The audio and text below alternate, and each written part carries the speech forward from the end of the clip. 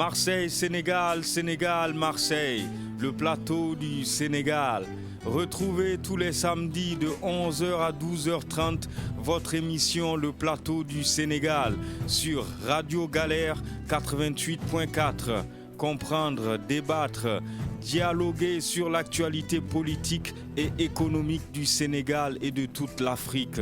Animé par Lamine et Richard.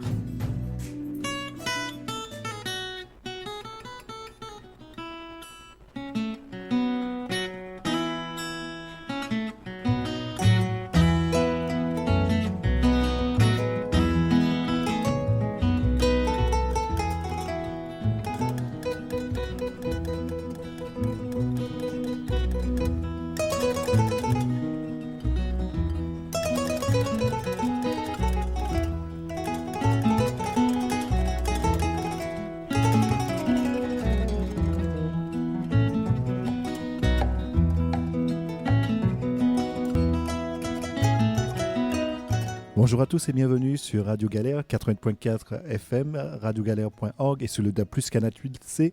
Vous êtes dans l'émission de Le Plateau du Sénégal, comme tous les samedis de 11h à 12h30 avec Lamine et Richard. Venez discuter, dialoguer avec nous au 04 91 08 28 10. Et puis aussi, la semaine dernière, on n'était pas là, mais il était prévu une petite rediffusion qui n'a pas pu passer parce qu'il y a eu un gros bug technique vers 10h à Radio Galère. Et merci à Sebou qui a continué à vous mettre de la musique arménienne jusqu'à environ 11h30. Et puis merci beaucoup à Sidi qui est venu pour tout rétablir. Donc nous on est là en direct avec Lamine. À tout de suite.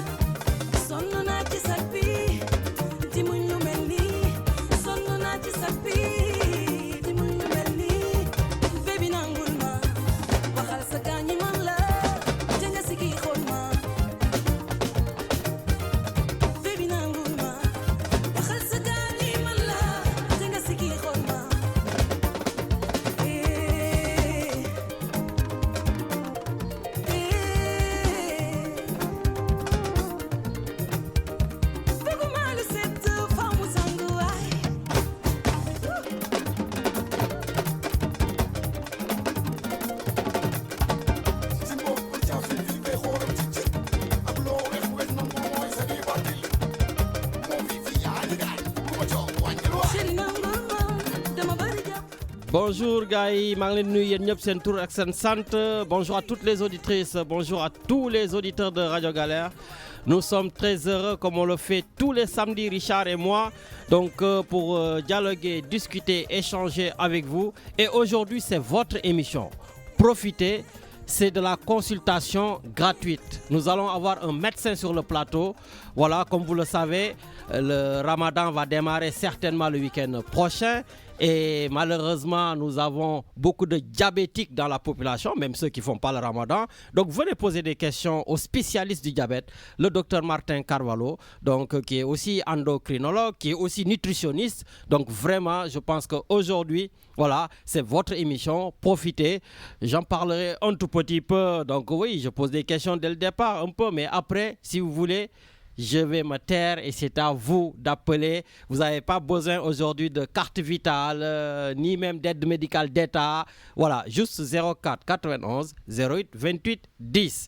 Voilà, donc Richard, en attendant que le docteur Martin Carvalho arrive, donc écoute, on va juste écouter un peu de musique.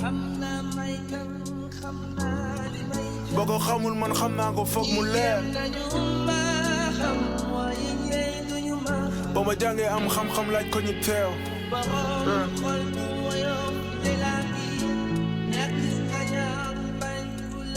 boo bëggee dégg dig ma dégg way bi jóge ci xol jaar ci xel génne ci gémmiñ sar sa nopp laal sa xol des sa bopp feeñ say jëf ay perte walaay demal ma dem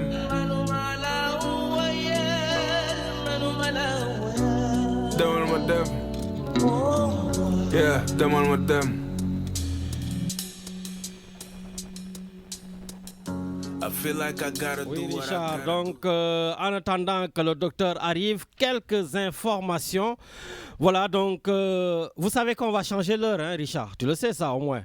Hein? Oui, c'est ce soir, c'est le dernier week-end d'hiver. Ah ben, donc profitez, en plus aussi c'est le dernier week-end avant le début du Ramadan. On perd une heure. Hein.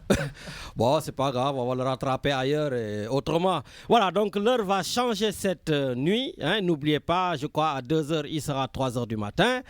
Et puis, Richard, tu sais que Macky Sall a fait 10 ans au pouvoir. Hein? Ah oui, 10 ans au pouvoir. Voilà, donc c'est des petites infos pour mes amis à Péris et du Sénégal. Voilà. Et puis, ah oui, Richard, il y a un journaliste, Cheikh Yérim Seck. Voilà, lui, il a dit qu'il va quitter la vue publique. Enfin, il a quitté la vue publique au lendemain de la libération de son fils, Richard. Son fils a été arrêté. Hein, il était en prison. Et comme par hasard, dès qu'il a été libéré, il arrête la vue publique. Bon, tout le monde se pose des questions. On dit, est-ce qu'il n'y a pas un deal quelque part? Voilà. Est-ce que, bon, voilà. Donc, mais bon, écoutez, c'est une information que je vous donne. Hein, voilà. Et puis aussi, oui, important, très important. Le consulat général du Sénégal à Marseille, donc, va ouvrir exceptionnellement, enfin, a ouvert depuis 9h ses portes, aujourd'hui samedi et demain dimanche, parce que Richard, c'est la révision sur les listes électorales. Donc, pour vos pièces d'identité, si on avait mis que vous n'avez pas le droit de voter, vous pouvez y aller. Si on avait fait une erreur sur votre nom, vous pouvez y aller, etc. Donc, voilà, profitez. Toute la semaine, ils travaillent. Peut-être vous aussi, vous travaillez, vous ne pouvez pas. Mais je pense qu'ici en France, on ne peut pas travailler et toute la semaine et tout le week-end. Voilà. Hein, Richard? Enfin, à moins que... Si, il y a des gens qui travaillent 7 sur 7. 24 sur 24? Non, normalement non. Alors, logiquement non, hein, voilà. Donc il y a les inspecteurs du travail qui veillent quand même. Hein. Voilà, donc, sauf si c'est des travails non déclarés, je sais pas. Ah, Richard, tu veux parler du travail au noir? Voilà, ouais. Nous, on est des noirs et toi, tu te permets. Mais bon, voilà. Donc, Minginondal, n'oubliez pas d'aller au consulat samedi, dimanche, 9h, 17h pour tous ceux qui ont des problèmes par rapport à leur carte d'identité. Voilà, pour les élections législatives du 31 juillet. Écoute, en attendant que le docteur Martin Carvalho soit sur le plateau, je crois qu'on a déjà un auditeur en ligne. Allô, allô? Allô, Lamine. Oui, bonjour. Bonjour, Lamine, comment va? Ça va. Koko Birachoun, Aix-en-Provence. Ouais, c'est moi, Lamine. Comment va? Ça va, alhamdoulilah. Donc, ñu ngi lay déglu, le monde entier t'écoute. Sama sénégalais yi nekk fële ñoom tonton Papa Yali ñu ngi lay déglu Sénégal, ñoom Djili ñu ngi lay dégg en Espagne, Poupon mu ngi lay dégg en masse. Et puis aussi à tonton Ibou Mbaye qui est à la Mecque, donc depuis Djidda. t'écoute donc ñëpp a ngi lay déglu. waaw fàtte nga sa copain Matar li Canada oui et puis Matar tey jii comme je dis malheureusement. yow carton jaune pour le moment. non mais tu as raison ba pare dina dal sama kaw parce que tey du ma mën a dugal Matar li parce que j'ai changé de téléphone et malheureusement le téléphone n'est pas adapté mais t'inquiète on va lui chercher une solution pour beneen yoon. bon mais à part ça ñi ngi rafetlu invitation bi nga invité docteur Martin Carvalho. Parce que depuis le temps, on sait qu'il est là pour la communauté. Tout à fait. Ku bëgg liggéeyam di def vraiment loo xam ne bu ñëpp jàppoon ne moom dina rafet ci suñu der je dirais ci suñu communauté ak ci lépp lu ñuy farlu. Bon après mi ngi noonu daal ñu ngi koy remercier parce que li muy def vraiment lu am solo la bon. De notre côté Lamine damay wax olof tey parce que dama bëgg nit ñi comprendre li may wax dégg aussi li may wax. parce que it dañu yàgg wax li nga xam ne mooy am jàmm ci suñu dëkk bi. mais am jàmm suñu dëkk bi Lamine dañ ko war a lal ci dëgg. ak rafetal. waaw loolu bëgg a def te laloo ci dëgg rek day li daal koo ne du ma la topp rek feneen jëm dafa sori. tout à fait.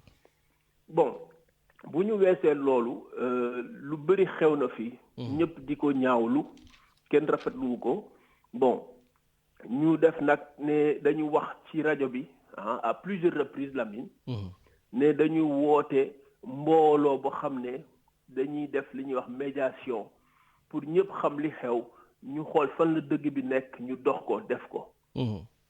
mais bi ñu wootee loolu woote nañu boycott woote nañu sabotage lu nekk woote nañu ko. préciser guloo mais je crois que tu parles de la mosquée hein. non xam nga boo nee mosquée dafay indi yeneen tension. waaw mais il faut que des gens comprennent parce que ñiy déglu ñëpp dinañ naan mais kii lu muy wax moo tax ma ñëw ci tout de suite. xam nga bi ma yàggee wax yëpp effectivement pour jàmm am ci mosquée bi la. li ma yàgg wax yëpp pour jàmm am ci ville Marseille la. pour jàmm am ci communauté bi pour jàmm am ci nit ñi mën a demalante yombalante gisante bi am déet. tout à fait. parce que ku Covid bi yeewul aussi adduna war na la yar. waaw donc bu ñu tooloo foofu yëpp ba def médiation fu nekk dugg nañ fa nag parce que détail bi dafay bëri. fu nekk dugg nañ fa ba dimanche dernier ñu ne exclure ñu ci kenn. am yaakaar ne ñëpp dégg nañ ko ñëpp war nañu mën a ñëw toog ñu waxtaan lu ñu yëgul ñu yëgal ñu ko lu ñu xamul ñu xamal ñu ko mais comme toujours j'ai pas envie de citer mais ku ñu wax Mbaye Diop qui est le responsable et le secrétaire général je peux dire en même temps tous ces éléments là ñëw dafa tëj jàkka ji xam nga lu ñu naan tëj fermeture tëj jàkka ji maanaam tëj ko ne ko ràpp jël ñaari vigile xaw ma ñetti vigile teg leen fa ñetti vigile exactement teg leen fa donc loolu xam nga loolu mooy xambataal loolu mooy yee fitna bañ fa ñëwee man comme je t'ai toujours dit Lamine je suis visionnaire sur certaines choses. bi ma yégée ni am na ne c'est à 16 heures yàlla def 15 heures ma ñëw taxaw 15 heures déjà il y avait 30 voire 37 personnes yu fa taxaw exactement. koo ci gis mi ngi mesurer 1m80 di def 90 kilos et plus ñu jël ñetti vigiles saraxu la teg leen foofu. ñetti vigiles sénégalais quoi ay africain mais ci biir wax laa xam ne ñii ay saraxule leen. takkal leen sécurité neen bu kenn dugg ci jàkk ji xoolal jëf ju ñaaw jooju jàkk ji dafa tëjee laa wax samedi kenn julliwul fajar kenn julliwul tisbaar ni tàkkusaan ni timis. pour vous empêcher d'accord pour empêcher waxtaan wi am pour empêcher ndaje bi am foofu yaa ngi dégg mais Lamine am na yoo xam ne dafa ñaaw. gis nga ba ma ñëwee 15 heures il y avait déjà une tension vive boo xam ne yàlla rek mën a moo may sedd de su ma amul woon yenn intelligence yi wala yenn comment dire façon de rassembler foofu da doon tàkk. waaw am na ay grand yu fa nekkoon jaxasoo woon na daal comme je peux te dire jaxasoo woon na loolu sax. d'accord et finalement vous avez tenu votre assemblée ou pas? On l'a tenu Lamine on l'a tenu mais dans quelles conditions police ñëw na Lamine police ñëw na mais police bu ñëwoon lan nit ñi bëggoon mooy tàkk-tàkk dóorante lu kenn xam am foofu mais ña fa nekkoon c'était des gens responsables ñu bàyyi seen famille bàyyi seen dimanche ñëw pour xam lu xew pour lépp leer mais nga indi ay vigiles teg 3 vigiles yoo xam ne mujj gi y avait plus de 50 personnes yu taxaw qu'est-ce qui se passe bu xam nga buñ leen la ñii ñoo bañ pour ñu ubbi jàkk ji loolu la leen di jël dugal daxal leen dugal ci oto yóbbu bi police ñëwee on a eu le calme d'expliquer ils ont bien compris hein. Ils ont dit mais encore ça fait la deuxième fois mu nekk benn femme bu ñu ko ñëw ci première commission bi mais c'est toujours la même personne ça c'est toujours pas réglé bon ils ont compris en fin de compte on a pris l'hôtel Ibis à côté parce que ñi immobilisé woon ñëpp ay kilifa doo leen wax ñibbi leen d'accord te bi ñuy woote ñëpp yëg nañu ñi ngi woote waaw lu tax nag yenn nit ñi ñëwuñu ñoom ñoo xam ku nekk ak ses empêchements wala ku nekk ak ses raisons mais ñi ñi déplacé ñu ñëw ñooñu kenn gënu leen c'est des gens responsables des pères de famille waaw des gens dignes qui vivent à Marseille waaw et environnant je dirais ñëw nañu mais donc mënuñu woon bañ a def loolu ñu yóbbu leen à côté Ibis on a payé une salle foofu un dimanche bon il faut dire la chose telle qu'elle est man maa dem def médiation bi parce que dañoo lundi ma leen je veux la salle aujourd'hui vraiment il faut le dire je me suis imposé ba gars yi jox ñu salle bi on a payé cher la salle pour 1 heure de temps donc il y avait vraiment beaucoup de monde on a fait ce qu'il y avait à faire et puis le reste la justice nous donnera raison ou tort. Voilà. D'accord, donc si je comprends bien, maintenant la mosquée a 2 directions. Non, pas 2 directions, parce que nous nous manifester tant que yoon joxuñu ñu yoon. Ok. Mais en attendant, il y a une qui a été faite de manière parallèle. Mané, c'est par mesure de grandeur qu'on reste dans l'ombre à attendre les bonnes décisions. Ok. Parce que xoolal Lamine, gis nga bu doon xambataal rek dem taxaw ci jàkk jooju ku wax ñu wax ko kenn daaxuñu ko mais ñun on n'est pas venu pour ça dañu ñëw pour jàmm dañu ñëw pour affaire yi leer parce que yow tey ji boo tëj woon sa nekk nit ñi ñëw fëgg la Lamine këñ ubbiwoo leen pour wax ak ñoom sa waay bu ñu dajjee bunt bi di nga xam ne tu leur as donné raison am des tout à fait bon mais nag on n'est pas à cette hauteur on attendra et que la justice fera son job voilà bon donc ñun utuñu fitna li ñu bëgg mooy ñëw leen ñu wax mais loolu weesu na fi mu ne nii waaye bañ koy wax ba léegi médiation yi ci am yépp fu nekk dem nañ fa même au sein du consulat il y a eu des médiations un peu de partout Lamine mais benn nit dong ne woo leen yàlla bu leen neexee le président de la mosquée ñu koy wax Modou Seck moom it topp ci li nga xam ne xamul li mu topp lan la mais il y a un problème mais nag leen la am Lamine gis nga bu ñu demee ba ci biir dina am ñu bëri ñu rus parce que li ñuy gis li ci biir yëpp dafa jaxasoo li ñuy gis ci biir yëpp billaay buñ ko waxee fii àdduna tas moo tax ma ne leen dina am ñu bëri ñoo xam ne dinañu rus waaw. en tout cas dinañu rus nag. parce que dañu nekk ci système boo xam ne man tey ji boo may gunge te waxuma la dëgg buñ demee ba dëgg éclaté dinaa la rusloo ñi nga àndal ñëpp am de.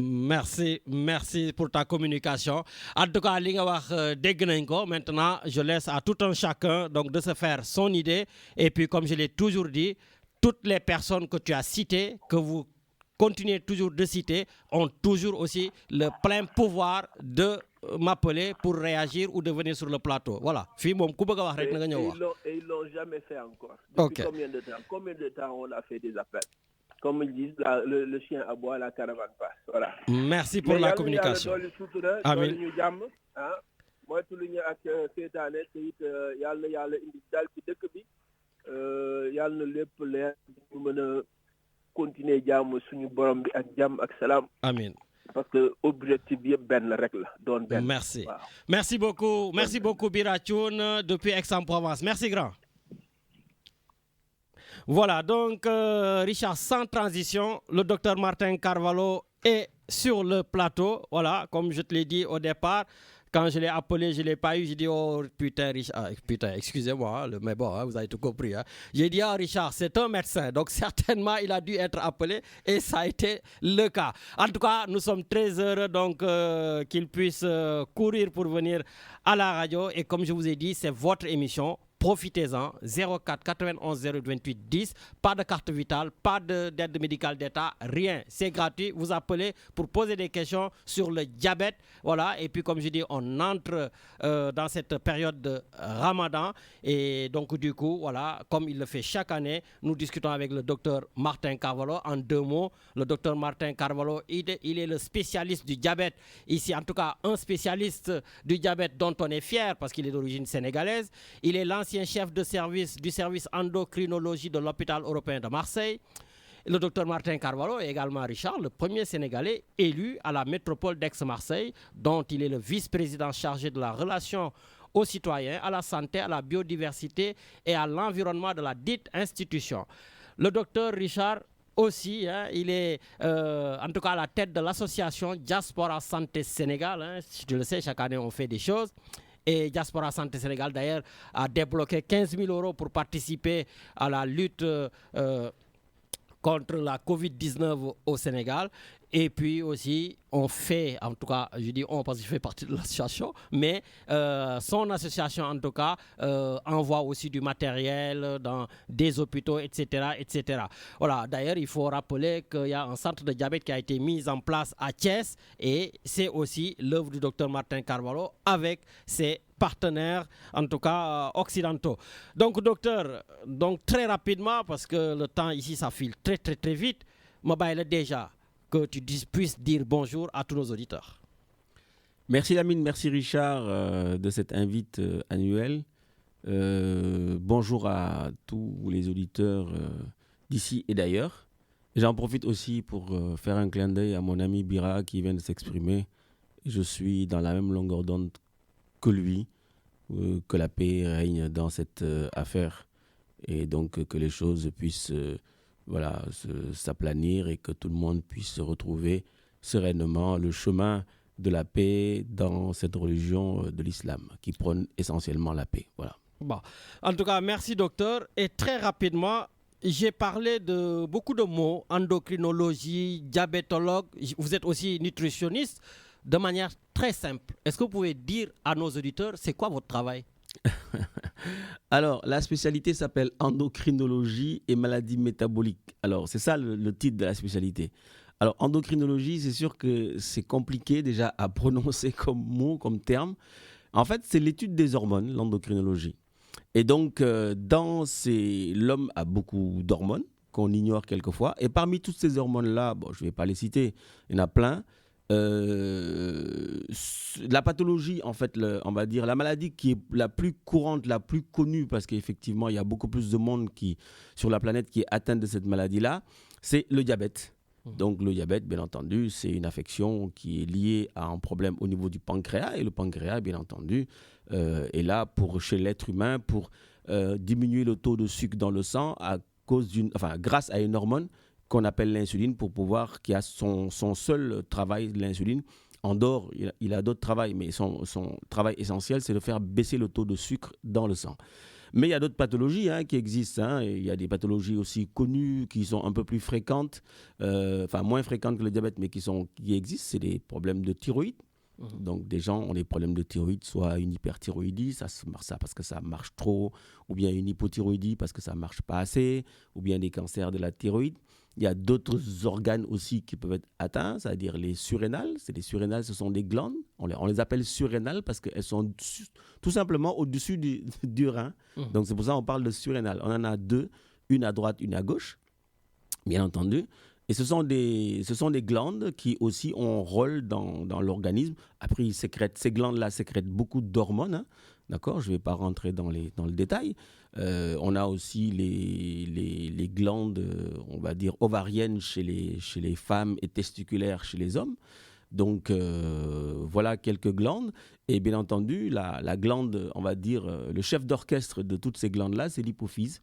Et c'est elle qui fait sécréter aussi ces hormones qui vont donner des ordres par exemple à la thyroïde pour lui dire il faut fabriquer des hormones thyroïdiennes, qui vont donner des ordres par exemple aux ovaires pour leur dire il faut fabriquer des oestrogènes et de la progestérone. Vous voyez Donc ça touche effectivement tous les organes. Et au-dessus de ça, vous avez effectivement l'hypothalamus qui est, si vous voulez, y a un axe, si vous voulez, ça part de l'hypothalamus, l'hypophyse, et après, les glandes cibles, ce sont les organes. Et ces organes-là, bien entendu, fabriquent des hormones. Voilà. Donc, pour vous faire simple, mais ça touche tout l'être humain. Parce que ces hormones-là, dès qu'elles sont fabriquées, elles vont aller, si je prends par exemple la thyroïde, donc vous avez au lieu de l'hypothalamus, une hormone qui s'appelle TRH, donc Thyroid Releasing Hormone, qui va demander à l'hypophyse de fabriquer la TSH, qui appelle la Thyroid Stimulating Hormone. Et cette Thyroid Stimulating Hormone va aller stimuler, comme son nom l'indique, va aller stimuler la thyroïde. Et quand elle stimule la thyroïde fabrique des hormones. Et quand les hormones sont fabriquées et relarguées dans le sang, ces hormones maintenant vont aller, par exemple pour la thyroïde, ça peut atteindre les yeux, ça peut atteindre le cœur, ça peut atteindre les cheveux, ça peut atteindre le tube digestif, ça peut atteindre la peau, donc ça peut atteindre les ongles. Donc ce qui fait qu'à partir de ce moment-là, nous, quand les gens viennent nous voir, on les écoute nous parler. Et après, bien entendu, on a toujours besoin d'un bilan sanguin ou d'une imagerie. Et à partir de ce moment-là, on commence à dire, bon, écoutez, voilà, on a retrouvé ça à l'imagerie. Mais l'imagerie, que je dis souvent aux patients, c'est une photographie, d'accord ? Et ce qui nous permet de dire si ça fonctionne ou pas, c'est le bilan sanguin. D'accord ? C'est la prise de sang. C'est comme si vous avez un drone et le drone photographie, par exemple, l'immeuble qui est ici de la friche de la Belle de Mai.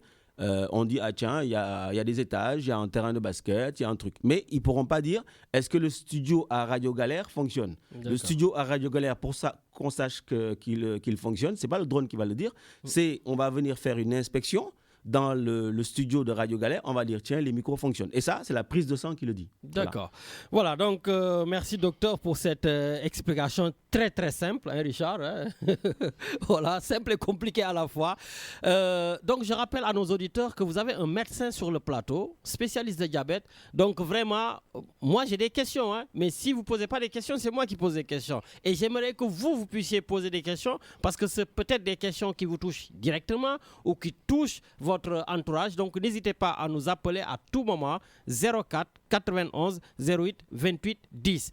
Docteur, l'objet justement de cette invitation, en attendant que nos auditeurs nous appellent, c'est peut-on faire le ramadan si on a le diabète? Alors, c'est une très bonne question et qui fait débat même dans les sociétés scientifiques internationales. Il faut savoir que, je l'ai toujours dit ici, on a deux types de diabète. Pour faire simple, hein, le diabète, je ne vais pas revenir là-dessus. Le diabète de type 1, c'est-à-dire les diabétiques qui sont essentiellement sous insuline parce que leur pancréas ne marche pas très bien, donc le pancréas ne peut pas fabriquer de l'insuline. Donc ces gens-là, on leur donne de l'insuline. Et quand on leur donne de l'insuline, ces gens-là, on disait, d'accord, après on a mis un peu de l'eau dans notre vin, ces gens-là, il ne faudrait surtout pas qu'ils fassent le ramadan. Et je reviendrai en disant pourquoi. Et vous avez les diabétiques de type 2, c'est-à-dire que eux, ce sont les diabétiques dont le pancréas marche encore, donc ils n'ont pas besoin d'avoir d'insuline. On leur donne des comprimés. Et on disait, ces gens-là, bon, finalement, si on fait attention à certains médicaments, ils peuvent faire le diabète. Ils peuvent faire le ramadan, pardon. En fait, la problématique, il est où ? À mon humble avis, il faut être pragmatique, il faut être simple. Moi, je pense que la science, je dis toujours, la science n'est pas une science exacte. La science n'est pas exacte, d'accord ? On s'adapte à l'individu qui est en face de nous. Quelqu'un, pour qu'il puisse faire le ramadan, à mon humble avis, doit quand même respecter les préceptes du Coran. Je pense qu'il faut partir de là, d'accord ? Le Coran dit très bien que les enfants prépubères, les femmes enceintes, les personnes âgées, les personnes qui voyagent, qui peuvent rattraper, les personnes essentiellement qui sont malades, ne doivent pas faire le ramadan. Ça a été clair, c'est le Coran qui l'écrit. Maintenant, quand vous demandez quand un musulman va voir l'imam pour lui dire essentiellement dois-je faire le ramadan, l'imam dit qu'est-ce que ton médecin a dit. Et donc nous, on regarde notre patient qui est en face de nous, qui nous pose cette question-là, et on regarde son bilan sanguin, on regarde ses antécédents, d'accord? Et à partir de ce moment-là, on lui donne une orientation en lui disant, voilà, vous pouvez peut-être faire, vous ne pouvez pas faire. Donc, c'est sur des bases scientifiques. C'est pas parce que Lamine, il est gentil avec moi, je lui dis, il va faire. Richard n'est pas gentil avec moi, je lui dis, Richard, tu vas pas faire. D'accord. Ça se passe pas comme ça. Donc, c'est basé vraiment sur des aspects scientifiques. Tout à fait. Voilà. Juste, nous avons 2 auditeurs donc, qui veulent poser des questions et ils sont les rois. Donc, Richard, on part avec le premier. Allô? Salam alaikum. Maaleykum salam. Alhaji Lamine na nga def. Seigne Medoune Diène, notre chroniqueur depuis Toulon. Oui, maa ngi lay nuyu di nuyu. Docteur Martin Carvalho. Non, pas docteur lay mujjee. Richard. Di nuyu Richard, voilà. Oui, bonjour. Di nuyu Richard, voilà. En tout cas, docteur moom dama koy jox nuyoo spécial parce que quand même nit la koo xam ne xawma kanamam xawma xar kanamam, mais j'ai un profond respect pour lui par rapport à tout ce qu'il abat et entre autres yow aussi par rapport à votre association et lui de par sa représentativité et de par toutes les actions qu'il mène quoi. Donc moo tax comme il n'est pas aisé de l'avoir chaque jour parce que yenn saa yi casquette politique bi la, mais tey jii au-delà de effectivement Ramadan bi dama ko bëggoon a laaj docteur maa ngi lay nuyu maa ngi lay ziar maa ngi lay jox sa wàccuwaay. xam nga la population sénégalaise xam nga Sénégal nu mu mel xam nga le plateau médical défectueux bi nga xam ne moom la ñu am xam nga ne ñun suñu ay priorité mooy tabax ay stade 153 milliards tabax ay arena 8 milliards 32 milliards tabax ay infrastructures alors que pendant ce temps soo demee suñu hôpital yi perfusion sax amu fa et nga xam diabète li muy yàq ci suñu dëkk. Diabète li muy rey ci Sénégal diabète li muy indi ci ay désagréments famille yi muy tas man sama yaay diabète moo ko yóbbu ma yàlla na ko yàlla xaare aljana yàlla na ko suuf seddee ak kum fa fekk sama papa il est amputé par rapport ak diabète alors que au départ dañ ne woon orteil bi la mu jegi gars yi dem ba ci genou bi il le vit très bien parce que il a un mental extraordinaire et que pour moom c'est une source de survie. Tey jii docteur su fekkoon ne dama ne la ban plan d'action nga am pour Sénégal nan nga mën a def ba nga xam nga fii soo amee diabète c'est à 100% doo ko fayati garab yi dootoo ko fayati le matériel dootoo ko fay mais dëkk bu mel ni comme Sénégal naka la ñu mën a def docteur pour que diabète wax dëgg fa dëgg yàlla ñu am de véritable plan d'action am benn système boo xam ne dinañu mën a jàll ak moom xeex ak moom te xaalis dootul doon obstacle. Voilà, c'est en fait, si nous avons au-delà de diabète hardcore, je vous en remercie et je vous dis bonne continuation et que Dieu saura récompenser les justes. Et je pense que tu es quelqu'un de juste à travers ta communauté, à travers le boulot que tu fais. Merci, Merci, Medoune, merci. Voilà, docteur, juste avant la réponse à Medoune, on prend le deuxième auditeur ou la deuxième auditrice. Allô? Oui, allô, bonjour. Oui, bonjour, madame. La nuit, c'est Koulou Haïdar. Oui, Koulou, comment tu vas? Ça va et toi? Ça va bien, tranquille. Aujourd'hui, je tenais à participer à l'émission parce que c'est une très très bonne émission comme d'habitude. Mais là, comme on rentre dans un mois béni, on a des questions et c'est des sujets qui nous concernent tous parce que nous avons tous des malades de diabète, dans nos familles. Alors du coup, je voulais poser une question au docteur Martin Carvalho. Allez-y, il vous écoute. Voilà, tout d'abord, merci docteur d'accepter de partager votre savoir. Merci de faire le plus beau métier du monde. Moi, ma question concerne, je me demande, parce que moi j'ai une tante personnellement qui a le diabète et qui veut toujours insister le fait de faire le ramadan. Moi, je voulais savoir quels sont les risques auxquels s'exposent les patients diabétiques souhaitant respecter le ramadan. Bon, écoute, en tout cas, merci beaucoup. Comme il y a d'autres questions, il va répondre à toutes ces questions. Merci beaucoup. D'accord, merci. Au revoir. Au revoir. Voilà, docteur, donc vous avez 2 questions, hein, donc je vous laisse. Je vais commencer par la question de ma copine Koulou. C'est pas pour dire que la question de Medoune n'est pas intéressante. Au contraire, elle est tellement intéressante que j'y répondrai à la fin avec beaucoup plus de détails. Koulou, merci pour ton intervention. Donc, en plus, c'est une femme, donc honneur aux dames. En fait, Koulou, pour ta tante, je pense qu'elle se met elle-même en danger et elle ne respecte pas les préceptes de l'islam. Parce que l'islam dit tout simplement dans la sourate 2, le verset 183, Si le jeûne peut altérer de manière significative la santé du jeûneur ou lorsque la personne est malade, l'islam l'exemple du jeûne. Donc si vraiment elle est une bonne musulmane, elle devrait respecter cela. Donc elle se met en danger tout en sachant qu'elle est malade. Donc ça pose un problème. Si je pars sur la sourate 2, le verset 185, on nous dit que Allah cherche à vous faciliter l'accomplissement de la règle. Il ne cherche pas à vous la rendre difficile. Donc ça veut dire que finalement, est-ce que la relation que nous avons avec tout simplement notre Seigneur Dieu, c'est de dire, je suis le meilleur prieur, je fais mes 5 prières, je suis celui qui fait le meilleur jeûne sur la planète. C'est pas ça, je pense. Je pense que dans même le principe même du Ramadan, en dehors de l'aspect abstinence et jeûne, on nous dit aussi que même quand tu ne peux pas jeûner, tu devrais, d'accord, quand tu as les moyens, si tu as les moyens, faire l'aumône à quelqu'un qui est dans le besoin, ce qu'on appelle la sadaka. D'accord? Et même si cette sadaka ne peut pas être faite, tu pourrais inviter encore ton voisin qui n'a pas les moyens de faire la rupture de jeûne et de l'inviter avec soi. Qu'est-ce que ça veut dire comme image? Qu'est-ce que ça veut dire comme représentation? Ça veut dire que finalement, moi, Dieu, vous ne me voyez pas. Je vous dis ce qu'il y a lieu de faire. Mais commence par peut-être aider ton prochain. Et dans tous les livres saints, il te pose la question, qu'as-tu fait de ton prochain? Chez nous, les chrétiens, la première fois où effectivement il parle de son prochain, c'est quand Caïn tua son frère Abel. Il pose la question à Caïn, qu'as-tu fait d'Abel? Caïn lui répond, je ne suis pas le gardien de mon frère.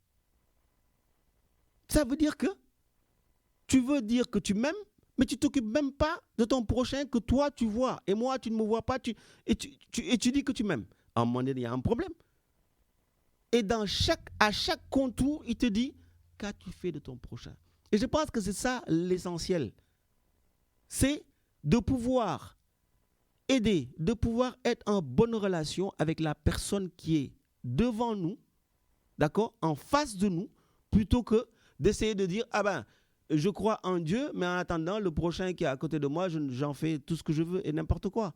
Je pense que là-dessus, le bon Dieu, je ne l'ai jamais vu encore, hein, mais je pense que ce qu'il retient, c'est essentiellement le cœur. Ce que nous faisons vis-à-vis de celui que nous voyons. Et chez nous, les chrétiens, on dit que ton prochain, en fin de compte, c'est comme ça pourrait être Dieu qui est devant toi et que tu ne le sais pas. Donc, occupe-toi de ton prochain.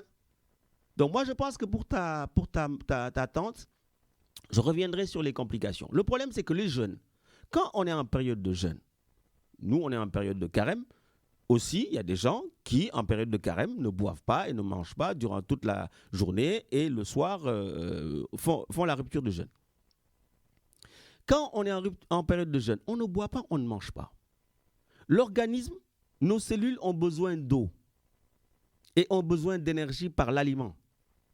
Alors, tu t'imagines un patient diabétique qui, depuis le matin, 4 heures du matin, ne boit pas, ne mange pas, jusqu'au soir. Qu'est-ce qui se passe dans son sang, finalement? Vous savez que le sang, c'est de l'eau et des globules rouges. Donc, quand il y a moins d'eau, le sang, veut dire, il est moins fluide. D'accord? Le torrent sanguin coule moins bien. Et donc, on va être en phénomène, on va créer de la déshydratation. D'accord? Parce que le fait qu'on n'ait pas assez d'eau, surtout le plus souvent, ça arrive en période de chaleur. Bon, là encore, ça va. Mais quand c'est l'été, c'est quand même très compliqué. Et qui plus est, ce torrent circulatoire qui ne coule pas très très bien va entraîner un ralentissement et exposer les gens à créer ce qu'on appelle des micro-caillots, ce qu'on appelle des micro-thrombus, et qui vont aller se localiser un peu partout dans les artères. Parce que le sang coule que dans nos artères. Et ça peut créer des AVC. Et ça peut créer donc à ce moment-là toutes les complications. Donc si c'est au niveau cérébral, bah, quand ça se bouge au niveau cérébral, c'est comme vient de dire Lamine, AVC. Si ça bouge au niveau des yeux, ça peut créer donc des problèmes au niveau oculaire. Si ça bouge au niveau du cœur, ça fait de l'infarctus. Si ça bouge au niveau des reins, ça fait essentiellement des problèmes au niveau rénal. Et donc, la personne va être en insuffisance rénale. Déjà, quand tu es déshydraté, il y a l'insuffisance rénale fonctionnelle qui se fait. C'est-à-dire que le rein ne peut plus fonctionner correctement parce que le rein, pour fonctionner, a besoin d'eau. Tu le prives d'eau pendant 18 heures, d'accord? Donc, tu comprends bien que la personne est déjà exposée à ces complications. Et donc, voilà ce qui explique la raison pour laquelle on propose aux patients diabétiques, pas tous heureusement, d'éviter de faire le ramadan. D'accord? Parce que le patient diabétique, déjà, lui, il est fait de miel. Je leur dis toujours, vous êtes fait de miel parce que vous avez du sucre. Donc déjà, votre sang, déjà à l'état basal, votre sang coule moins vite que le sang de quelqu'un qui n'a pas de diabète. Vous prenez quelqu'un qui n'a pas de diabète, c'est du sang normal. Le diabétique, c'est du sang avec du miel à l'intérieur. Vous comprenez bien que quand vous faites le mélange, le sang normal va couler beaucoup plus vite que le sang qui contient du miel. Parce que la viscosité n'est pas la même. C'est tout. Et donc, à partir de ce moment-là, imaginez-vous que ce sang qui ne coule pas très bien, dans tout l'organisme, à un moment donné, ça va boucher. Et donc, surtout que quand le patient ne mange pas et ne boit pas, comme il est en état de déshydratation, le taux de sucre risque d'augmenter. Tout simplement. Même s'il ne mange pas. Parce que lui, il a déjà du miel. Imaginez-vous un tuyau où il y a du miel à l'intérieur, d'accord? Et le taux de sucre vient augmenter, mais le tuyau, à un moment donné, ça risque de se boucher. Tout simplement. Maintenant, heureusement que du fait que ces patients-là ont un traitement pour équilibrer leur diabète, ils peuvent, bien entendu, pour ceux à qui on autorise de faire le ramadan, ils peuvent essentiellement prendre leur comprimé le matin à la période donc du khud qu'on appelle al-sour, d'accord? Et bien entendu, à la période de rupture du jeûne qu'on appelle al-iftar. D'accord? Donc, à partir de ce moment-là, ils peuvent essentiellement prendre leur traitement à ce moment-là. Mais d'accord? Mais je leur conseillerais de beaucoup boire le matin pour avoir un taux d'hydratation assez correct qui leur permettra de tenir et de ne pas mettre en danger leurs cellules qui sont là pour essentiellement faire leur travail correctement du corps humain. Chez les patients diabétiques avec de l'insuline, c'est beaucoup plus compliqué. Il va falloir vraiment jouer vraiment avec beaucoup d'astuces. Mais c'est pour cela qu'on dit d'ailleurs, quand vous avez un taux de diabète qui est trop bas, inférieur à 0,7, ou bien quand vous avez un taux de diabète qui est supérieur à 2,50, quel que soit le type de diabète, que vous prenez des comprimés ou vous prenez de l'insuline, les médecins disent arrêtez votre jeûne, d'accord, parce que vous risquez de mettre votre vie en danger. Et à ce moment-là, ça nous ramène essentiellement à la sourate 285 où on dit qu'on ne vous met pas, l'islam ne vous exempte de faire le jeûne.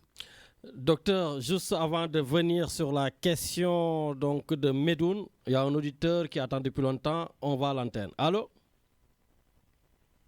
Allô? L'auditeur n'est plus là, Richard, on dirait. Bon, ok, donc je vous laisse enchaîner. Mais juste avant la réponse à Medoun, mais docteur, je vous entends dire, chez nous les chrétiens, il vous entend parler de sourate, enfin, je sais pas, vous êtes chrétien musulman ou musulmano-chrétien, enfin, je comprends pas. Lamine, je suis né dans un pays qu'on appelle le Sénégal où il y a à peu près 95% de musulmans et 5% de chrétiens. Mon meilleur ami est musulman. La première fois que j'ai eu à jeûner, à faire le ramadan, on était à la fac de médecine. Tout simplement, on était dans la même chambre avec mon ami, qui est aujourd'hui le professeur Amadou Galou Diop, éminent professeur de neurologie. Comment voulez-vous qu'on partage la même chambre, qu'on travaille ensemble, qu'on révise ensemble, et que lui fasse le jeûne, et que moi j'aille manger? Je me suis dit non. S'il est capable de faire le jeûne, moi aussi je fais le jeûne avec lui. Et quand le moment de la rupture du jeûne venait, soit on allait chez lui parce qu'il habitait pas loin à la zone B, ou bien on allait chez moi à Liberté 1 et on faisait la rupture du jeûne. Tout à fait. Donc j'ai commencé à jeûner comme ça et aujourd'hui, j'ai pas besoin de vous le dire, durant même le carême chrétien, il m'arrive de jeûner tout simplement, durant toute la journée, sans pourtant que ça me pose un problème. Parce que le jeûne aussi, c'est assez important aussi et c'est fondamental pour la santé, hein. Donc ça, il faut le savoir aussi. En tout cas, comme tu l'as dit, c'est ça le Sénégal. Et j'en profite pour nous, un de mes meilleurs amis d'enfance, Medoun Jean-Pierre Seck, qui est aussi un chrétien. C'est mon cousin. Voilà, c'est ton cousin en plus. Et chaque fois, c'est lui qui nous disait, boy, donc on avait honte, voilà. Richard, il y a quelqu'un en ligne. Allô? Allô? Allô? Oui, bonjour. Oui, bonjour. Bonjour Lamine. C'est Bonjour. Abdoulaye Dioum. Grand Dioum, ça va naka mu? Oui, très bien. Ça va, ñu ngi lay déglu. Bonjour au docteur et à tout le monde. Voilà, moi, je voulais juste poser une question au docteur. Est-ce qu'il y a un rapport entre le diabète et l'apnée du sommeil? Diabète et apnée du sommeil. Tout à fait. Du sommeil, voilà. Ok. Donc, c'était la seule question. Hein?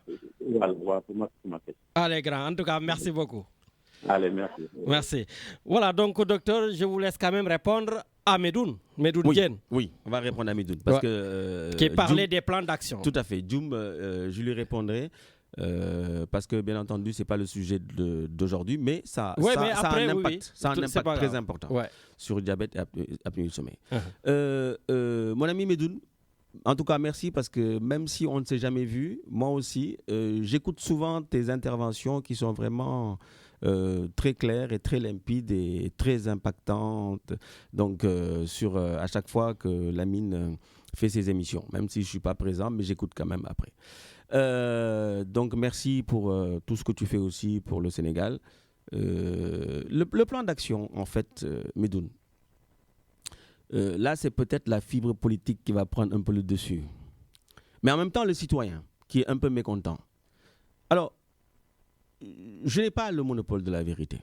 Mais du moment où effectivement je me suis rendu compte que j'avais plus ou moins trahi le Sénégal, à savoir, je suis venu faire une formation et je suis resté. Je me suis dit, il va falloir que tu essaies de faire quelque chose pour ton pays.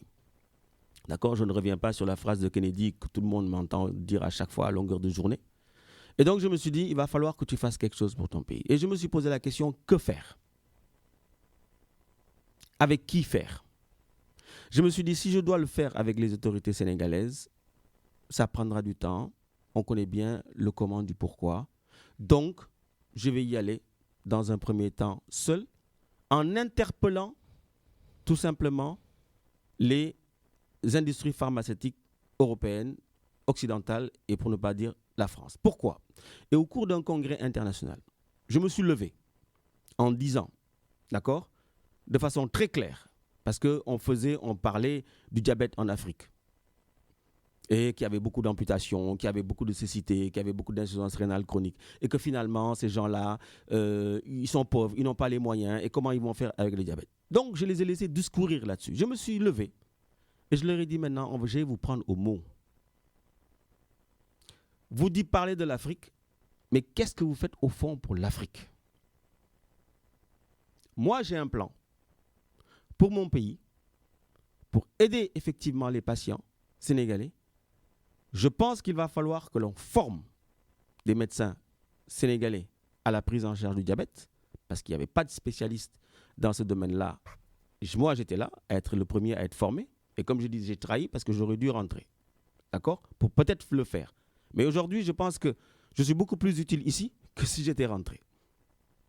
Et donc, à la fin de mon intervention, le congrès, cette session-là se terminait.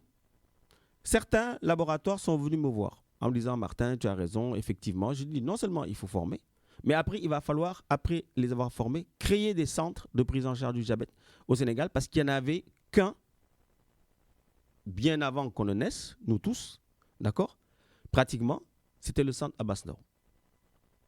Et donc, j'ai dit que ce n'était pas possible que tout se résume à la capitale, à Dakar, parce que, je donne toujours cet exemple, le patient diabétique qui coûte Tambacounda pour venir à Dakar, mais c'est compliqué pour lui.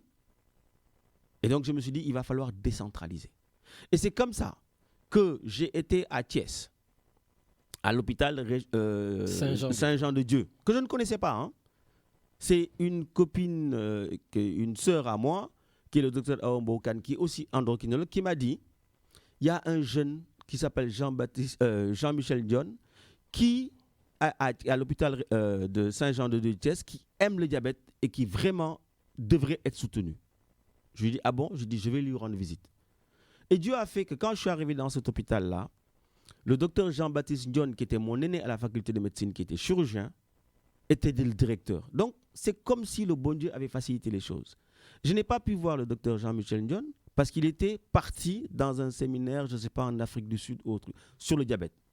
Et donc, à son retour, il m'a appelé et on a pris langue. Et finalement, je l'ai fait venir à Marseille.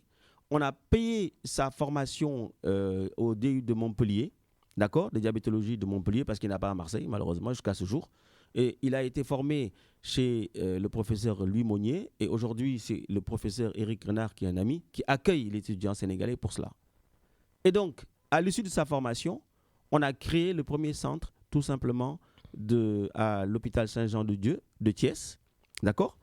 Et qui plus est, le président du conseil d'administration de l'hôpital Saint-Jean-de-Dieu était bien entendu quelqu'un que je connaissais. Et l'évêque de Thiès, c'est lui qui m'avait marié. À l'époque, il était évêque. Il venait juste d'être nommé évêque, c'était l'évêque Monseigneur Jacques Sarr. Et donc, ça m'a facilité les choses et on a pu créer ce premier centre-là grâce à 3 laboratoires pharmaceutiques français qui ont pu effectivement m'aider, c'est eux qui ont financé, hein, moi je n'avais pas l'argent, à hauteur de 150 000 €, on a pu créer ce centre-là. Aujourd'hui, ce centre, d'accord, sert de modèle économique et produit entre 150 000 à 170 000 €, d'accord, de rentrée d'argent par an. Alors que, quand on a visité, avant d'implanter ce centre-là, c'était un terrain vague, tout simplement, dans l'hôpital, où les voitures garées, où les gens déambulaient. Et quand j'ai fait la proposition au directeur de l'époque, Jean-Baptiste Ndione, il m'a dit, tu crois qu'on va y arriver? Je lui ai dit, on va y arriver. À cette époque-là, il n'y avait que ce médecin-là qui s'intéressait au diabète. Aujourd'hui, il y a 3 médecins qui sont diabétologues, c'est-à-dire qui sont venus se former à Montpellier. Le Sénégal n'a pas mis un franc CFA dedans. Il y a 2 cardiologues, dont un qui est maintenant professeur, qui exerce dedans. D'accord? Il y avait une infirmière qui est devenue aujourd'hui la surveillante. Il y a 8 infirmières qui ont été embauchées. Et il y a 2 aides-soignantes qui y travaillent. Donc, d'une personne, avec un centre, on a créé de l'emploi. D'accord? Et le service-là, aujourd'hui, c'est celui-là qui fait le plus de recettes dans l'hôpital. Et donc, je me suis dit, si ça marche là, l'objectif, c'est de pouvoir décentraliser comme ça. On parle de politique de décentralisation. Voilà un exemple qui est simple à faire. Et donc, on voulait faire Thiès pour faire l'axe Dakar-Thiès-Saint-Louis. On voulait faire Saint-Louis, pardon, pour faire l'axe Dakar-Nord, l'axe Dakar-Thiès-Saint-Louis. Malheureusement, ça n'a pas pu se faire. Et normalement, j'ai été en décembre à Ziguinchor et rencontré l'hôpital régional de Ziguinchor, que je ne connais pas non plus, hein. Et finalement, en 2022, Inch'Allah, on devra ériger aussi encore un autre centre de prise en charge du diabète. Donc, c'est une question de volonté politique. Et comme tu l'as si bien dit, plutôt que de dépenser de 500 et quelques milliards de francs CFA, mais à y réfléchir, c'est presque 1 milliard d'euros. C'est presque 1 milliard d'euros le stade. Je ne dis pas qu'il ne faut pas de stade. On a toujours eu besoin de stade. Moi, j'habite devant le stade Demba Diop. Quand j'étais gamin, j'y allais jouer. Quand j'ai grandi, j'ai joué au basket au stadium Marius Ndiaye. Mais ça veut dire qu'à un moment donné, il est très important de savoir mettre le curseur. Tant qu'on ne comprendra pas qu'il y a 2 choses qui vont nous aider à nous développer, c'est l'éducation et la santé. Ils pourront effectivement voler de leurs propres ailes, créer, être des entrepreneurs. Mais pour être un bon entrepreneur, d'accord, en dehors de l'éducation et la technicité que tu auras reçue, tu as besoin d'une bonne santé pour pouvoir diriger ton entreprise. Merci médecin, docteur, pour ce plan d'action. Bon, l'heure, ça file très vite. Donc, docteur, il nous reste 25 minutes. Donc, si tu peux essayer de ne pas faire des réponses politiques, mais des réponses médicales, ça nous arrange plus. Je suis d'accord, mais cette réponse-là, elle était un peu politico-médicale. Hein? Bon, voilà, donc tu as fait un mix des deux. Voilà. Bon, et il y a une question avant la question. Non, mais je vous laisse répondre à Abdoulaye Dioum. Non, après, parce qu'il y avait une personne, Christine. Christine qui dit, est-ce que le diabète va disparaître un jour? Est-ce que tout est fait pour? Voilà. Alors, Le diabète, Christine, ne peut pas disparaître un jour parce que vous l'avez bien compris, en préambule, je disais que c'était une affection essentiellement liée au niveau du pancréas. Quand le pancréas est déficient, quand ça ne marche pas, par quoi voulez-vous qu'on le remplace? Il y a des études qui ont été faites. Il y a des expériences qui ont été faites. Les greffes d'îlots de pancréas. Et finalement, si ça a marché, si ça marchait bien, il n'y aurait pas de souci. Aujourd'hui, ça ne marche pas. D'accord? Il y a eu des morts. Donc, les gens ont reculé. Je ne dis pas qu'est-ce qui va se passer. Je ne suis pas devin. Je ne suis que médecin. J'ose espérer que le diabète disparaisse un jour. Effectivement, comme ça, les patients, on aura moins de problèmes d'insuffisance rénale, moins de gens à dialyser, moins de gens, effectivement, à amputer. Il y aura certainement moins de gens qui seront aveugles. Il y aura moins certainement d'AVC parce que le diabète participe à tout cela. D'accord? J'ose espérer. Mais vous savez qu'on a eu quand même de grandes avancées. Avant 1925, toutes les personnes diabétiques mouraient parce qu'on n'avait pas découvert l'insuline. Banting n'avait pas découvert l'insuline. Aujourd'hui, on met des pompes à insuline. Aujourd'hui, il y a des médicaments de plus en plus performants. C'est vrai. Quelquefois même, je pousse un coup de gueule parce que 80 à 90% des problèmes du diabète sont liés à des problèmes d'alimentation. Justement, docteur, j'aimerais ça qu'on la garde un peu pour la fin parce que je sais aussi que vous êtes nutritionniste. Voilà. Et je vous laisse finir sur cette question pour enchaîner sur l'apnée du sommeil avec le diabète.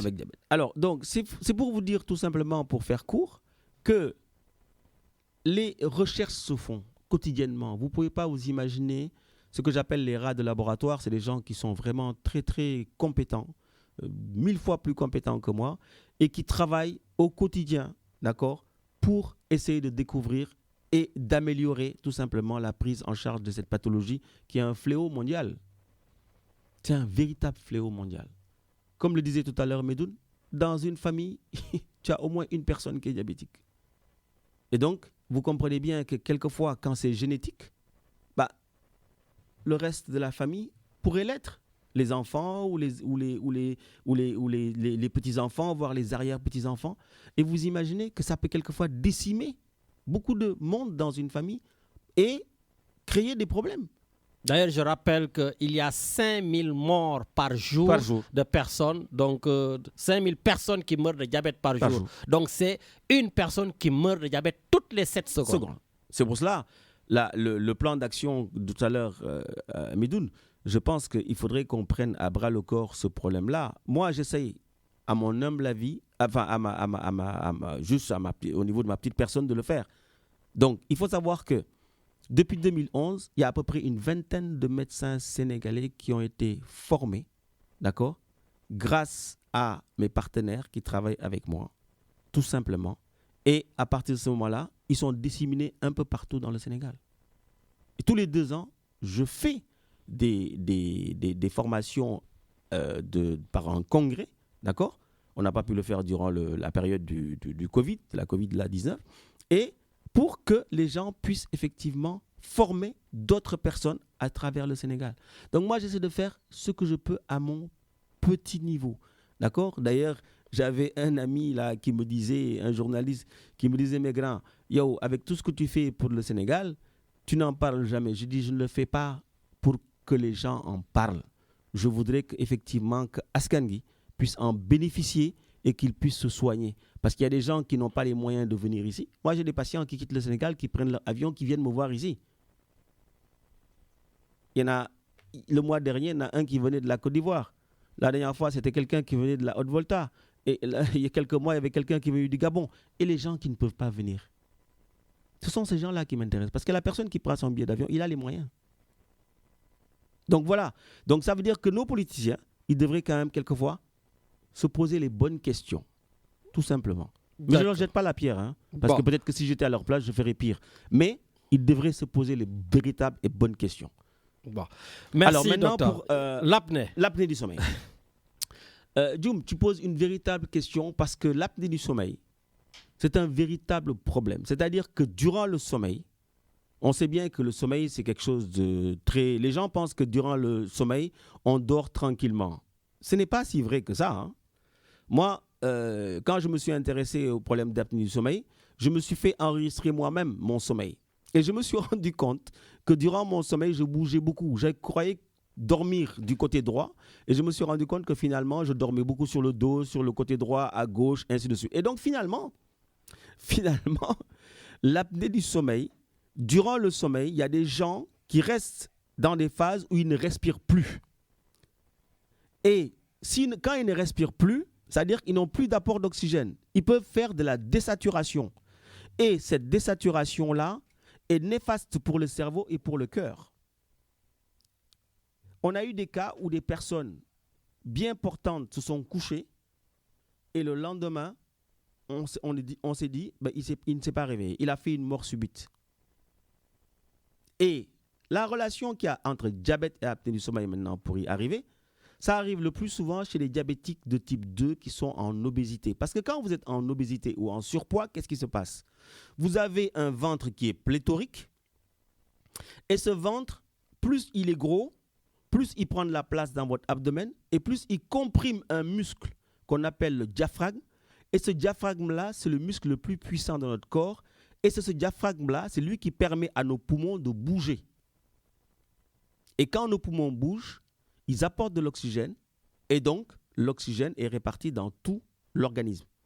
Donc quand ce ventre comprime le diaphragme bouge moins, enfin il se contracte moins, les poumons bougent moins. Alors vous comprenez bien que quand vous êtes allongé, quand vous êtes couché, votre ventre il diminue pas, il est toujours le même.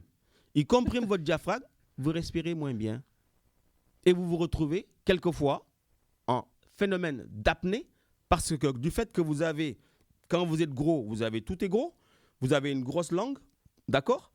Et bien entendu, la langue vient obturer le passage de l'air, vient tomber, comme elle est grosse, elle vient tomber en arrière de la glotte.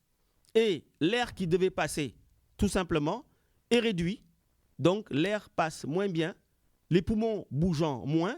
Et qu'est-ce qui se passe? Il y a moins d'oxygène. Et vous faites ce qu'on appelle de l'apnée. C'est ça l'apnée, hein? C'est-à-dire que vous n'arrivez plus à respirer. Voilà, apnée, c'est ça. Dyspnée, c'est difficulté respiratoire. Apnée, c'est le A privatif, donc qui dit que vous ne respirez plus. Et c'est ça qui est dangereux. D'accord. Et quand on fait des enregistrements de sommeil, alors c'est magnifique, on voit du tout. Hein? On voit quand vous bougez, comment vous vous tournez, sur quelle position vous avez fait l'apnée, à quel moment, et la désaturation. C'est-à-dire que si vous faites des apnées et que vous étiez toujours à 100% d'oxygène, on s'en fout. Mais quelquefois, il y a des gens qui partent de 100% et qui descendent jusqu'à 75% d'oxygène. C'est-à-dire qu'il leur manque un quart d'oxygène et quelquefois, ils font des apnées qui peuvent durer jusqu'à 1 minute, 2 minutes. Et il y a un retentissement sur le cerveau, sur le cœur, et ainsi de suite. Et là, si ces gens-là, d'abord, il faut leur demander de perdre du poids, mais entre-temps, le temps qu'ils perdent du poids, parce que comme ils aiment bien manger, il faut leur mettre un appareil, tout simplement, hein, qui a une pression continue, qui fait que cet appareil-là va leur envoyer de l'oxygène, et quand ils dorment, ils peuvent dormir tranquillement, parce que cet appareil va réduire les apnées, il y aura moins d'apnées, parce que tout simplement, l'oxygène, quand ils vont être en état d'apnée, l'appareil va envoyer de l'oxygène, pour qu'effectivement, qu'ils ne soient pas hypoxiques, c'est-à-dire qu'il n'y ait pas une diminution de la teneur en oxygène dans leur sang. D'accord. Mais il y a des appareils quand même, docteur, qui ne sont pas, parce qu'on le met dans la bouche, et Richard, je parle en connaissance de cause, hein, c'est désagréable. Alors, il y a différents types d'appareils. D'accord? Ce que vous dites là, c'est peut-être des orthèses. C'est ça. Voilà, c'est des orthèses. Tout à fait. Orthèses mandibulaires. Voilà, des orthèses mandibulaires, parce que quelquefois, c'est des problèmes d'avancée mandibulaire ou de rétrognathie, c'est-à-dire où le mandibule l'articulé dentaire est un peu décalé, et ça peut aussi créer des problèmes. Mais ça, on n'est pas tous pareils. Hein. Il y a des gens qui ont une avancée mandibulaire, il y en a qui l'ont, en arrière, d'accord? Et ça va créer des problèmes anatomiques, et dès qu'on le décèle, d'accord, c'est aussi une des causes d'apnée. Et dès qu'on les décèle, il faut corriger cela. Et c'est là qu'on vous met des orthèses pour créer tout simplement, augmenter l'espace. Parce que dès que l'espace est réduit, l'air passe moins. Et dès que l'air passe moins, il y a moins d'oxygène. Voilà. D'accord. Juste avant la question de notre ami Kadhafi, vous êtes également nutritionniste et la question que beaucoup de diabétiques se posent, et même des non-diabétiques, comment doit-on manger lors de la rupture du jeûne et que doit-on manger? Alors, la nutrition fait partie de la même spécialité. Hein. C'est la partie maladie métabolique, comme je disais tout à l'heure. Hein. D'accord. Donc voilà, ça fait partie de la même spécialité. Donc, que devrons-nous manger finalement? Mais je vais poser la question autrement. Est-ce qu'il y a beaucoup de gens qui se posent ici la question, parmi les auditeurs, pourquoi on mange? On mange pour vivre. Voilà, ça c'est les intellectuels. Je les appelle les intellectuels, ils mangent pour vivre. En fait, pour faire court, on mange pour être en bonne santé. C'est-à-dire qu'on mange pour nourrir nos cellules, pour que ces cellules-là fassent leur travail correctement, pour être en bonne santé. C'est-à-dire que tout ce que vous devez porter à votre bouche, il va falloir y réfléchir. Et puis, Lamine, regardez bien comme le bon Dieu, quand même, il est magnifique quand même. Notre tête, elle n'est pas en bas, elle est en haut. Et au-dessus de notre tête, quel est le premier organe qu'il y a sur la tête? Ce n'est pas les yeux, c'est le cerveau. C'est-à-dire que vous devez réfléchir à ce que vous devez manger. Vous devez regarder ce que vous devez manger. Vous devez le sentir. Parce qu'il y a des gens qui ne sont malheureusement, qui n'ont pas une bonne vue ou bien qui sont malvoyants. Vous devez sentir, et on sait très bien qu'eux, ils ont un odorat qui est très performant. Vous devez sentir ce que vous devez manger. Et c'est seulement à la troisième phase, à la quatrième phase, que vous avez la possibilité d'avoir vos mains ou votre fourchette qui est au bout de votre main que vous allez porter à votre bouche. Mais vous ne croyez pas que la nature est finalement si bien faite? La nature est bien faite. On nous a bien créés. Parce que si on avait les pieds à la place des mains, ça aurait été compliqué. Si on avait la tête en bas, ça aurait été très compliqué pour réfléchir. Donc ça veut dire que l'ordre même du concept, de la conception de notre corps a été vraiment bien réfléchi par le Créateur. Donc franchement, moi je respecte les gens qui n'y croient pas. Moi j'y crois. Que ces gens-là aussi me respectent. Mais même ceux qui n'y croient pas, ils n'ont qu'à tout simplement se poser les bonnes questions. Mais je leur laisse dans leur incroyance, d'accord? Je les respecte, d'accord? Mais dans l'ordre où on nous a fabriqués, il y a un ordre et cet ordre-là, quand même, a un sens. Donc, tout ce que vous devez porter à votre bouche, il va falloir y réfléchir. Parce que dès que ça rentre à l'intérieur, c'est mort, hein? Dès que ça rentre dans votre corps, c'est mort. La seule façon que vous avez de le ressortir, c'est de vomir. C'est mort. Après, il faut que ça suive le trajet. J'ai fini avec cette parenthèse-là. Maintenant, comment devrions-nous manger? En dehors même du ramadan, j'ai pour habitude de dire, parce que j'observe beaucoup, je parle de la théorie du soleil. Ce n'est écrit dans aucun bouquin. Et quand j'en parle à mes patients, les gens me disent, mais qu'est-ce que vous racontez? Ils doivent se dire, il a fumé un joint, rassurez-vous, je ne fume même pas une cigarette, alors à plus forte raison, un joint. C'est quoi la théorie du soleil? Lamine, il y a un repère que tout individu sur cette planète Terre voit quand il a la chance de se lever le matin, c'est le soleil. Quand on se lève le matin, on se lève parce que le soleil se lève. Et le soir, on va se coucher parce que le soleil se couche. Et vous savez que la majeure partie de nos hormones, parce qu'on parle d'hormones, sont aussi fabriquées en fin de nuit et baissent en fin de soirée. Donc, ça veut dire que là aussi, notre corps est bien fait.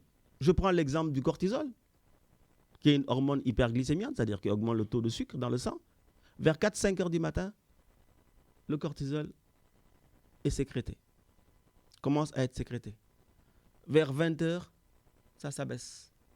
Ça s'abaisse la moitié de la valeur qui est du matin.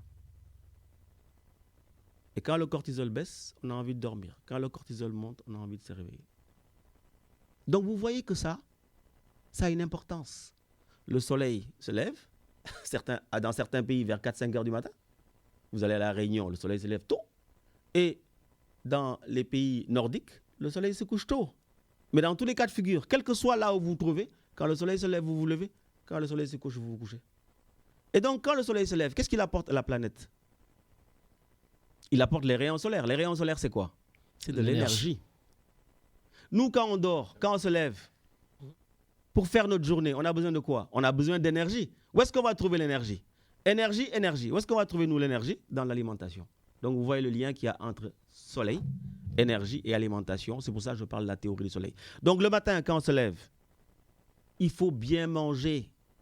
C'est pour cela qu'on dit que le matin, le proverbe dit, le matin, il faut manger comme un roi. Le midi, le soleil, il est où, Lamine? Il est au zénith. Il tape fort. Donc, il faut encore beaucoup plus manger. C'est pour ça qu'on dit qu'il faut manger comme un prince à midi. Mais les gens se disent, manger comme un prince, le prince, c'est l'enfant du roi, donc on doit moins manger. Alors, je vous fais une petite parenthèse. Le prince, c'est l'enfant gâté du roi. Il mange quand il veut, où il veut, comme il veut. Et qui plus est, le prince est appelé à remplacer le roi. C'est pour cela qu'on dit que quand le roi est mort, on dit, le roi est mort, vive le roi. Parce qu'on a un prince qu'on nourrit, qu'on prépare intellectuellement pour qu'il devienne roi. Donc le midi, vous avez intérêt à beaucoup plus manger parce que c'est là où il y a les rayons du soleil qui tapent le plus fort. Je parle sur le plan physiologique déjà. Après, on viendra sur le plan du ramadan. Le soir, le soleil, il est où? Il est parti se coucher. Il n'apporte plus d'énergie. Alors pourquoi allons-nous manger le soir des aliments énergétiques? Autant le matin, c'est important de manger des aliments énergétiques.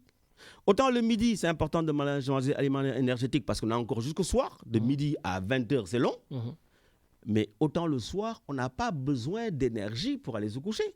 Donc, il est hors de question de manger des aliments énergétiques. Si on est d'accord sur ce concept qui est simple, qui est visuel, parce que le soleil, tout le monde le voit, comme je dis, si on se lève. Et si on est d'accord sur ce que je viens de dire, maintenant, on peut aller sur le ramadan. D'accord, allons-y. Si on part sur le ramadan, je vais commencer par la rupture du jeûne à l'iftar.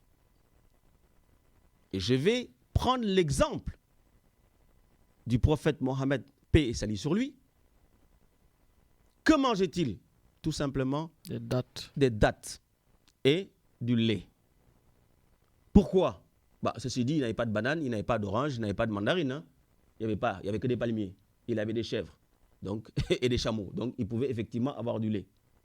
Mais c'est que, en même temps, le bon Dieu lui avait donné que ça. Mais en même temps, ça a un impact. Les dattes, c'est énergétique. Il y a du sucre à l'intérieur. Les dattes, tout simplement, il y a des fibres à l'intérieur. Le lait, il y a du sucre à l'intérieur. Il y a du gras. Il y a des vitamines aussi qui sont à l'intérieur. D'accord? Aujourd'hui, nous, et qui plus est, lui, le fait qu'il mangeait des dattes, ça lui donnait de l'énergie parce qu'il ne restait pas sur place sous sa tente. Hein. Il allait prophétiser. Il allait marcher. Nous, on ne marche plus. Nous, on a nos 4x4. On va faire les courses pour le ramadan. D'accord? Quand vous allez, moi, j'aime faire les courses durant le ramadan. Parce que vous avez le mari qui a le chariot qui est rempli, la femme qui a le chariot qui est rempli, les enfants qui ont un chariot qui est rempli. Et qui plus est, c'est pour cela les SDF, ils sont très contents, surtout à Marseille, durant la période de ramadan, parce que non seulement les gens se gavent, alors que dans les sourates du Coran, il est dit qu'il ne fallait pas faire d'excès. Les gens ne partagent pas avec leur prochain, alors qu'il est dit qu'il faut partager avec son prochain. Ils préfèrent le jeter à la poubelle pour que les mendiants aillent le récupérer dans la poubelle. Ce n'est pas sérieux. Ce n'est pas normal. D'accord? Et donc, il y a un gaspillage tel que, finalement, alors qu'on n'a pas besoin de tout ça. Quand on fait un jeûne, ce n'est pas pour, au moment de l'iftar, de manger beaucoup plus. Donc, il ne faut pas remplir les tables, quoi. Surtout pas, et surtout manger léger. Je vais vous donner un exemple, pour ne pas faire long. Vous pouvez couper le jeûne par des dattes. Vous pouvez prendre du lait. Les dattes, on peut en prendre autant qu'on veut ou pas? Peut-être pas autant qu'on veut, parce que je n'ai pas... c'est une grosse discussion que j'ai toujours avec mes patients et avec même l'imam. On dit qu'il faut prendre impair. Bon, une date, ça ne va pas suffire. Mais je pense qu'entre 3 et 5, ça devrait le faire. Pas 10. Non, pas 10, parce qu'il y a trop de sucre quand même à l'intérieur. D'accord? Le lait, je vais revenir aussi sur le lait. Moi, quelquefois, je me pose beaucoup de questions et j'aime bien aussi quelquefois exciter les gens. Le lait provient d'où, Lamine? De l'animal. Ouais. La vache, chèvre, enfin tout ce que vous voulez, chameau, tout ce que vous voulez. Mais est-ce que vous avez déjà vu une vache donner son lait à un singe? Non. Non. Vous ne posez pas cette question. Moi, je me la pose. Pourquoi? Pourquoi je prends l'exemple du singe? Parce qu'on dit que le singe, c'est il est plus proche de l'homme. Le singe, quand il a tété sa maman, la guenon, comme nous, quand on a tété notre maman, mais il ne va pas boire, il ne va pas demander à la vache ni à la chamelle de lui donner du lait. Mais pourquoi nous, à ce moment-là, on va boire du lait de vache ou du lait de chamelle ou du lait de chèvre? D'ailleurs, la majeure partie des gens, les enfants à qui on donne le lait de vache ou quelque chose comme ça, quelques enfants font des allergies. Mais vous n'avez jamais vu un enfant faire l'allergie au lait de sa maman? Et même quand sa maman n'a pas de lait, dans nos traditions, vous avez la tante, d'accord, qui était à côté, qui peut-être a accouché en même temps et qui donne dans son sein aux 2 enfants, à son fils et au fils de sa sœur ou de sa voisine. Et l'enfant ne fait pas d'allergie. Donc moi, je me pose la question, comment pouvons-nous, nous, en tant qu'être humain, aller absorber du lait d'un autre animal? Alors, vous allez me dire, mais comment on fait, docteur? Et je vous renvoie à la question, le singe, comment il fait pour boire du lait dès qu'il a fini de boire le lait de sa maman? En fait, il casse des noix. Il casse des noix de coco, des noix de soja, des noix d'amande, des noix de suchet pour pouvoir boire du lait et avoir essentiellement, retrouver toutes les qualités du lait qu'on retrouverait dans le lait de la vache. Donc, si j'ai un conseil à vous donner, ça c'est le côté écologique qui sort un peu, arrêtez de boire de lait de vache parce que d'abord, ça ballonne, c'est pas bon sur le petit digestif, ça crée de l'inflammation sur le tube digestif. Je vous conseille plutôt de boire du lait végétal, c'est-à-dire lait de coco, lait d'amande, lait de soja, lait de suchet. Donc, j'ai fini les dates de lait. Vous pouvez continuer par votre assiette en mettant des protéines. Vous pouvez utiliser toutes les protéines. Les protéines, pour ceux qui ne savent pas, c'est tout ce qui est viande, poisson, jambon, œufs, fruits de mer. Tout est autorisé, sauf éviter la viande rouge. Je m'adresse à mes frères sénégalais. Ils adorent la viande rouge. C'est pas bon le soir parce que c'est trop lourd, parce qu'il y a du gras et c'est difficile à digérer. Mais c'est très bon quand même. J'ai pas dit que c'est pas bon. On peut manger à midi, mais peut-être pas le soir. Et vous rajoutez des légumes. Vous rajoutez 2 morceaux de pain complet ou du pain noir qui est du pain au charbon ou du pain viking. Arrêtez de manger du pain blanc. Pareil, tout ce qui est farine blanche, il faut éviter. C'est trop sucré, c'est pas bon. Et vous pouvez vous limiter à ça. Vous allez me dire, mais docteur, on a jeûné toute la journée et on ne mange que ça? Oui, parce que c'est sain. Et vous aurez faim. Pourquoi? Parce que d'abord, vous allez aller vous coucher plus tôt. Parce qu'il y a des gens qui mangent toute la nuit jusqu'à 4 heures du matin. Et à 4 heures du matin, ils veulent se lever pour boire quoi? Ils vont boire un café. Alors que si vous allez vous coucher plus tôt, vous êtes en train de digérer, votre digestion va finir à 4 heures du matin à l'appel de la prière.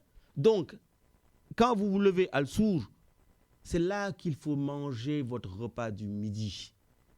C'est là qu'il faut manger. Vous buvez votre café, vous buvez votre bouillon. Si madame, vous avez la chance qu'elle puisse vous préparer le riz ou le couscous, c'est là qu'il faut le manger. Pourquoi?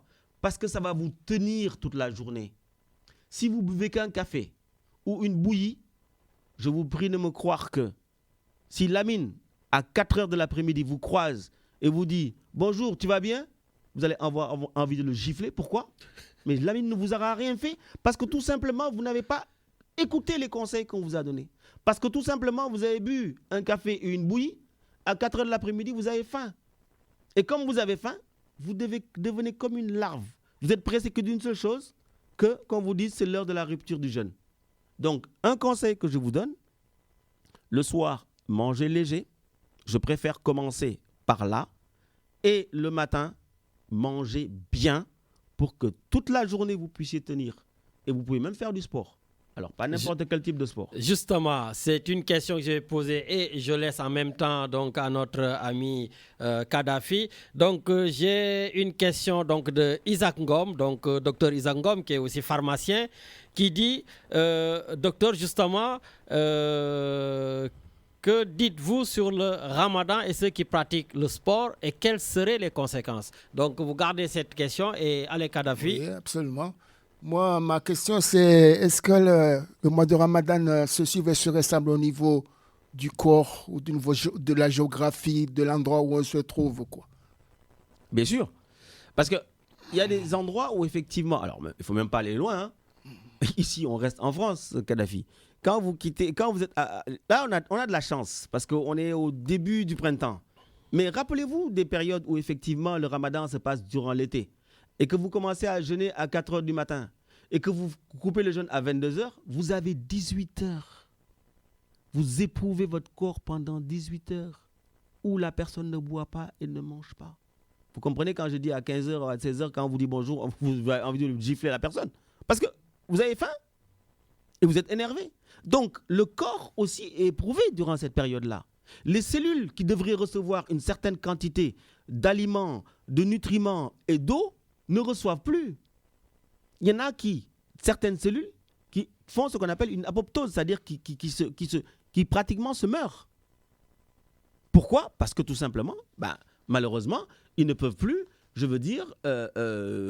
faire leur travail correctement. C'est pour ça que je vous disais au départ, on mange pour être en bonne santé, pour permettre à nos cellules de pouvoir faire leur travail correctement pour être en bonne santé. C'est ça qui est important. D'accord ? Donc, c'est sûr que selon les endroits où on se trouve, le jeûne est très éprouvant. D'accord ? Mais bon, ça dure qu'un mois. Et quand même, le soir, vous remangez. Heureusement. Et donc, pour revenir sur cette question-là et qui en même temps faire le parallèle avec la question de mon ami Isaac Ngom, que je salue au passage, qui est un très brillant docteur en biologie, on peut faire de l'activité physique. Mais attention, on va commencer dans les périodes de chaleur.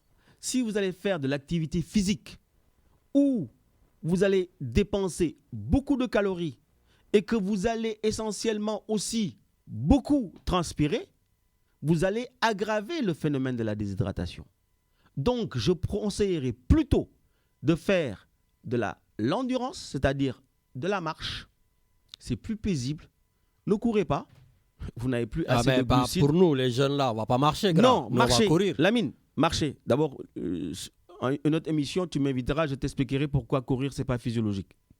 J'ai beaucoup couru jeune, je ne cours plus, je marche. Donc, tu nous dis de ne pas faire le footing ? Non. Ah, bon. Et je vais te dire pourquoi. Ouais. Je vais te dire en 3 secondes pourquoi. Très rapidement, parce qu'il nous reste 2 minutes. Très rapidement. Quand on court, déjà, notre colonne vertébrale, notre rachis, est perpendiculaire au sol. On est d'accord ? Tu vois l'impact que tu as, qu'à chaque fois que tu cours pas sur tes jambes, tu cours chaque fois sur une jambe. Tout à fait. Donc, ton axe de ton rachis, donc, je veux dire, vibre non seulement, et en même temps, est impacté par le sol sur lequel tu tapes. Lui ne bouge pas. Donc, tu commences à avoir des traumatismes. Cheville, genoux, bassin, rachis. Ce sont les animaux qui sont prévus pour courir parce qu'ils ont 4 jambes. Enfin, 4 jambes. Ils ont 4 membres. Ils balancent les 2 et ils envoient les 2. Donc, voilà. Heureusement pour eux, leur rachis est parallèle au sol. Alors que nous, notre rachis est perpendiculaire au sol. Donc, les forces, quand on parle de forces vectorielles, tu vois bien que la résultante, elle est au milieu. Donc, elle est beaucoup plus proche du sol. Donc, ce qui fait que les gens qui courent beaucoup, quand ils arrêtent de courir, ils n'ont que des problèmes, essentiellement au niveau articulaire. Et ce n'est pas très bon. Donc, voilà pour la parenthèse. Marcher, c'est plus physiologique. D'accord ? Parce qu'il n'y a pas autant d'impact. D'accord ? Et donc, faites de la marche, rapide si vous voulez. D'accord ? Mais si je reviens au ramadan, une marche paisible. D'abord, ça vous détend. D'accord ? Ça vous entretient effectivement parce que vous bougez toujours votre masse grasse abdominale, donc qui est réduite. Je parle des gens qui sont en surpoids. Et il n'y a pas trop d'efforts parce que quand vous faites de la course à pied, vos muscles ont besoin de sucre. Vous n'avez pas donné d'apport nutritionnel ni en glucides durant 18 heures, durant à peu près 15 heures, et vous voulez demander à ces muscles-là de pouvoir tout de suite faire un autre effort alors qu'il n'a pas d'apport musculaire. Mais que font les sportifs de haut niveau ? Ils font n'importe quoi. Là, les gens ne seront pas d'accord avec vous. Mais ils peuvent ne pas être d'accord. Regardez les sportifs de haut niveau. Quand ils arrêtent, qu'est-ce qui se passe ? Ils prennent du poids. Bon, c'est dommage que nous sommes arrivés à la fin, mais là, je sens que je vais avoir énormément d'appels sur mon téléphone. C'est bien, ça sera l'objet d'une autre émission. Tout à fait, on fera une émission sur ça. Donc, je vous laisse le mot de la fin, voilà, en 30 secondes.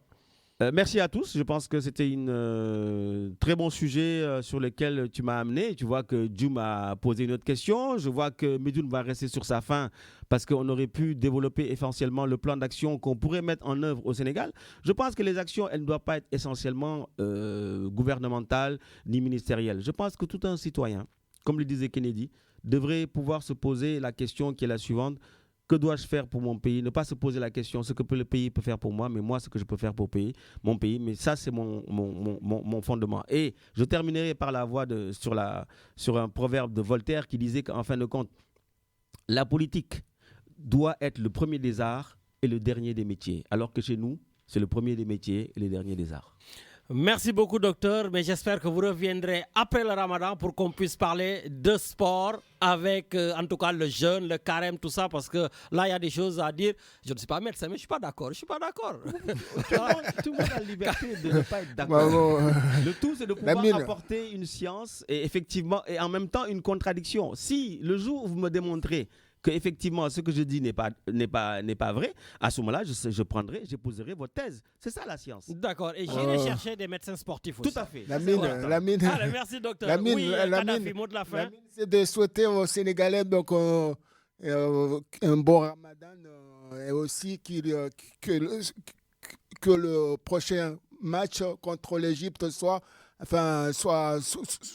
belle, quoi, que la fête soit belle, quoi. Merci beaucoup. En tout cas, vous avez dit de ne pas trop critiquer Aliou Cissé parce qu'il a gagné la Coupe d'Afrique. Vous avez vu, j'ai respecté, j'ai pas critiqué. Mais samedi prochain, si on ne se qualifie pas, on va parler de Égypte-Sénégal. Le Sénégal a perdu hier et j'estime que Aliou Cissé n'est pas toujours encore à la hauteur de certains changements.